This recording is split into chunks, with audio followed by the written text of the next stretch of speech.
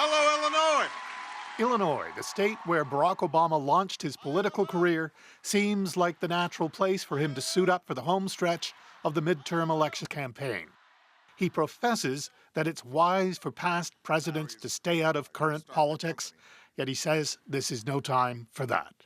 This is one of those pivotal moments when every one of us, as citizens of the United States, need to determine just who it is that we are.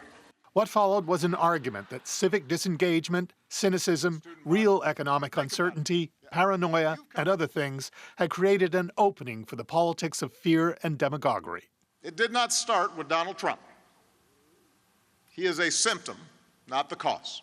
The Republican Party has lost its way, he said. It's become a tool of billionaires, undermining voting rights, embracing conspiracy theories, attacking science, attacking the free press, and even the justice system. It's not conservative. It sure isn't normal. It's radical.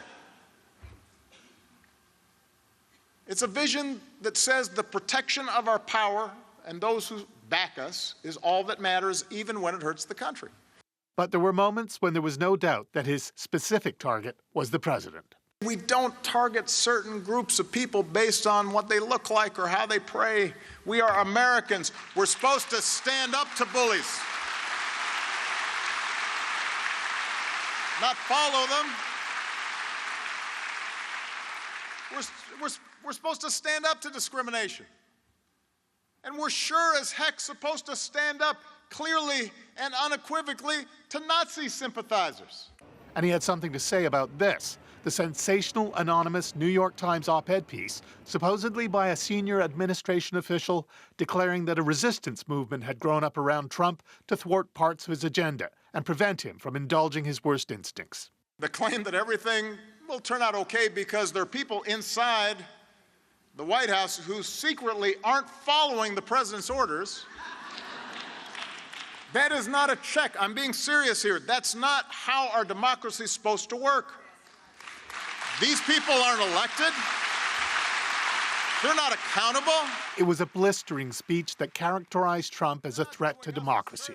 Trump was arriving in Fargo, North Dakota at about the time Obama was speaking, but he later claimed this. I'm sorry I watched it, but I fell asleep.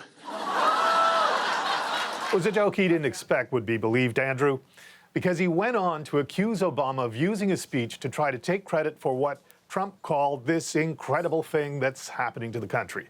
Presumably he means the economic recovery, which actually really did begin under Obama. Right. So Keith, overall, is this a sign of what's to come? Are we going to be hearing more from Obama? Apparently we are. There's a tour plan that will take Obama to some of the places the Democrats think are crucial for them to take seats from Republicans. But there's an interesting dynamic there, right? I mean, might Obama's approach cut two ways?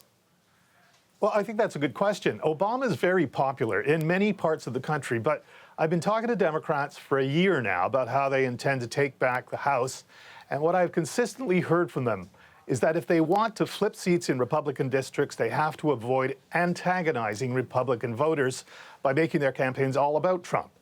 And Obama's speech today sounded like exactly the kind of thing that only makes Republicans more tribal. Okay, Keith Bogan, Washington, thanks very much. Thank you. So Americans will be hearing sharply contrasting visions of their country in the next 60 days of campaigning. And there are reasons for both Democrats and Republicans to be hopeful about going into the election. Midterms are almost always bad for the party of the sitting president, typically costing seats in Congress. Democrats lost 69 under Obama in 2010. When you win the presidency, for some reason, you always end up losing the House, losing the Senate. One reason for that is that after 2 years in office, presidents do tend to become less popular. And Trump's approval rating is the lowest of any president since the 40s. I don't know what the NFL But Republicans also have reasons to be Honestly, optimistic. I don't know. For one thing, its supporters tend to be older, whiter, and more conservative, a demographic that votes.